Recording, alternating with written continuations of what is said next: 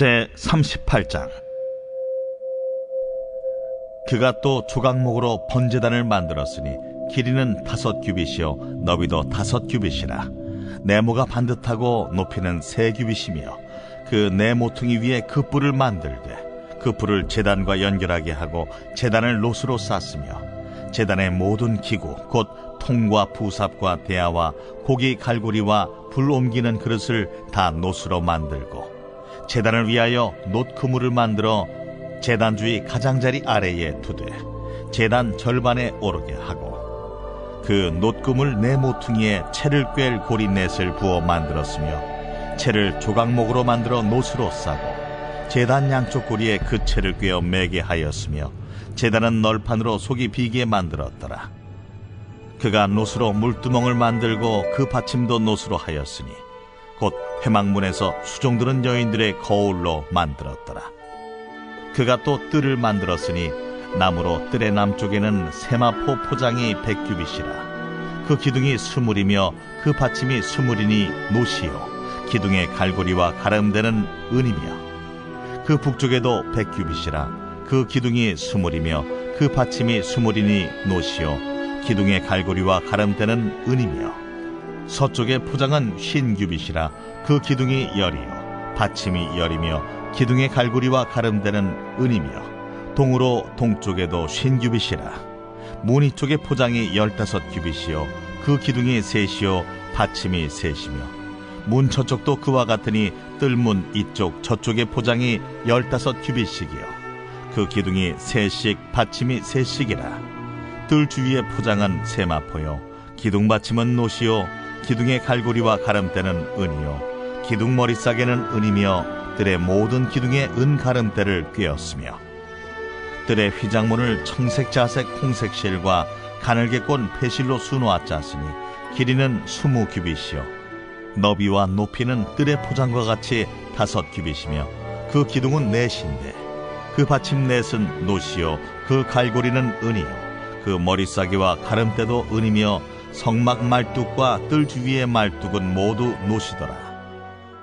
7월 12일 월요일 번제단, 물두멍, 뜰, 출애굽기 38장 1절에서 20절입니다. 오늘은 부살렐과 오홀리압이 번제단과 물두멍과 성막 뜰을 만듭니다. 어제와 마찬가지로 책 속에서 새로운 의미들을 찾아보았습니다. 먼저 번제단입니다.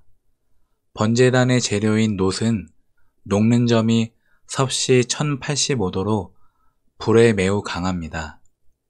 아무리 수많은 재물을 반복하여 태워도 결코 손상을 입지 않았습니다. 놋은 죄에 대한 하나님의 진노와 공의로운 심판을 상징합니다. 번제단 안에 놋 그물이 있습니다. 놋 그물 위에다 희생 제물을 태우고 제물이 타고 난 재는 아래로 떨어져 쉽게 제거할 수 있습니다.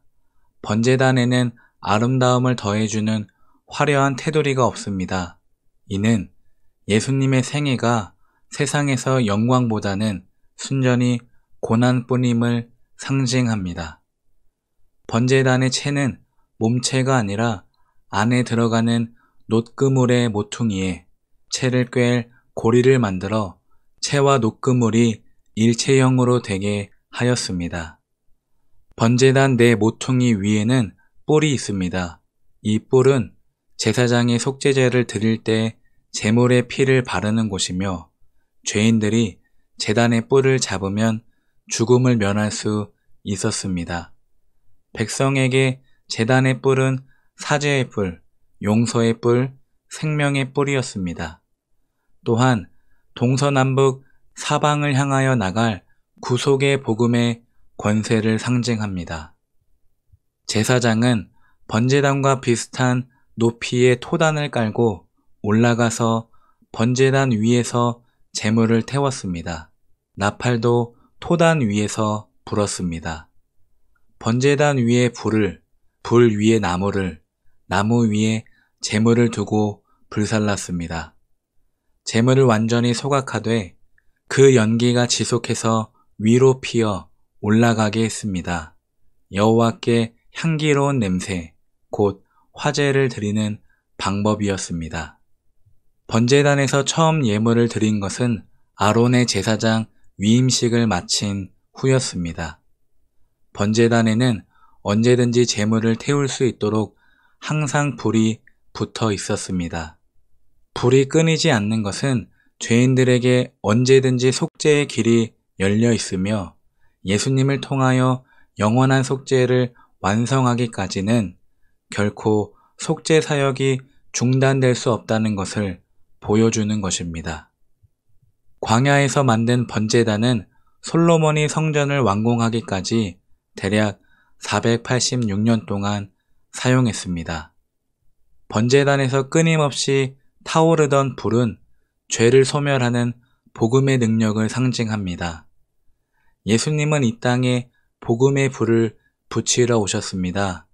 이 복음의 불길은 예수님께서 십자가에 달려 죽으시고 부활 승천하신 후에 성령님의 불을 통해 제자들의 가슴 속에 점화되어 비로소 본격적으로 타올랐습니다. 번제단에서 수많은 제물이 희생된 것은 예수님이 십자가에서 희생제물이 되어 이루실 영원한 속죄를 예표합니다. 번제단은 희생제물의 피로 물들지 않은 곳이 없었습니다. 예수님도 십자가에 달려 머리부터 발끝까지 피로 물드셨고 그 피는 십자가 나무를 적시고 골고다 언덕을 붉게 물들였습니다. 이스라엘 백성들이 드린 제물은 일시적인 속죄였으나 예수님은 우리를 위한 영원한 속죄 제물이 되어 주셨습니다. 번제단을 운반할 때는 자색 보자기를 사용합니다. 이는 예수님의 왕권을 가리킵니다. 자색 보자기는 예수님이 십자가에 달리시기 직전에 입으셨던 자색 옷을 생각나게 합니다. 예수님은 십자가에서 죽으시는 최후의 순간까지 인류 구속을 위해 하나님의 뜻에 온전히 복종하신 제물이셨습니다.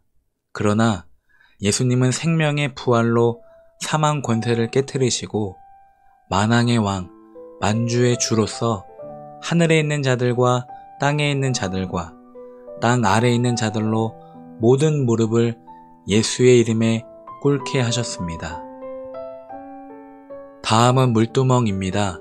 물두멍의 크기나 형태가 언급되지 않은 것은 물의 양이 제한이 없었다는 것을 의미합니다. 물의 양을 제한하지 않았다는 것은 그만큼 물이 많이 필요했다는 뜻이며 제사장이 더러울 때마다 자신의 정결을 위해서 얼마든지 물을 사용할 수 있었습니다. 물두멍의 재료도 놋입니다. 그 놋은 회막문에서 수종들던 여인들이 봉헌한 거울입니다. 물두멍의 거울 역할처럼 우리도 하나님의 말씀 속에 자신을 비추어 흠도 없이 점도 없이 행할 수 있어야 합니다. 물두멍을 번제단과 성막 사이에 두신 것은 하나님의 백성이 하나님 앞에 나오려면 자신을 정결케 하는 회개가 반드시 있어야 하고 하나님의 권위를 인정하며 그 앞에 복종하겠다는 겸손이 있어야 함을 가르쳐 줍니다. 물두멍에서 손을 씻는 규정은 하나님께서 얼마나 진실하고 정결한 예배를 원하시는가 보여줍니다. 또한 제사장들이 얼마나 정성을 다해 제사를 준비해야 하는가를 보여줍니다. 물두멍에서 씻음은 제사장들에게만 해당되었으나 그 영적 의미는 오늘날 신령한 제사장이 된 우리에게도 그대로 적용됩니다. 성도의 정결함은 우리가 하나님 앞에 서는 그날까지 영원히 지속되어야 합니다. 물두멍의 물은 계속해서 채워두어야 했는데 이는 무제한으로 솟아나는 생수와도 같은 하나님의 말씀을 상징합니다. 물두멍은 예수님의 피로 중생을 체험하고 난 후에도 죄와 허물과 오염되기 쉬운 마음을 말씀으로 늘 깨끗하게 씻어야 함을 상징합니다. 물두멍은 영적으로 성도가 하루하루 하나님 앞에 나아갈 때에 자신의 허물과 범죄와 실수를 신령한 거울에 비추어 살피고 회개하는 것을 나타냅니다. 번제단이 목욕의 역사로 비유된다면 물두멍은 발 씻음의 역사로 비유됩니다. 성도는 예수님의 속죄 사역을 받음으로써 마치 목욕한 자가 되는 것입니다. 그리고 날마다 죄를 회개함으로 마치 발을 씻은 자가 되는 것입니다. 물두멍에서 물로 씻는 것은 그리스도의 부활하심과 연합되는 세례를 예표합니다. 오늘날의 성도들도 주의 몸된 교회에 나와서 하나님의 말씀으로 자신의 상한 심령을 깨끗하게 해야 하며 그 증표로 물 세례를 받아야 합니다. 이것은 하나님 나라의 백성이 되었다는 구원의 표이며 하나님을 기쁘시게 하는 성도의 삶인 것입니다. 그렇습니다. 번제단과 물두멍이 이렇게까지 깊은 뜻이 있습니다. 제가 붙잡은 내용은 번제단이 목욕이라면 물두멍은 발 씻음이라는 것입니다. 사랑하는 성도 여러분, 손과 발을 깨끗이 씻고 성막에 들어갑시다. 기도하기 전에, 예배하기 전에, 나의 소원을 간구하기 전에 우리 발부터 씻읍시다. 기도합니다. 그렇습니다, 주님. 우리가 사람을 만날 때도 세수를 하고 머리를 감는데 하나님 앞에 나아갈 때 회개하지 않고 나아간다면 누가 만나 주겠습니까? 어떻게 임재가 있겠습니까? 거룩하신 하나님, 이 아침 나의 발을 씻겨 주옵소서. 당신 앞으로 나아가 떡을 먹고 불을 비춰 하나님 앞에 서길 원하오니 예수님, 나를 도와주시옵소서. 월요일입니다, 주님. 하나님이 맡기신 주님의 양들이 세상에 나갑니다. 등불로 동행하시고 향기로 보호하여 주옵소서. 세상 한복판에서 주님을 바라볼 수 있도록 저들 마음 가운데 안식을 주옵소서. 평강을 주옵소서. 용기를 주옵소서. 축복합니다, 주님. 주의 이름으로 축복합니다.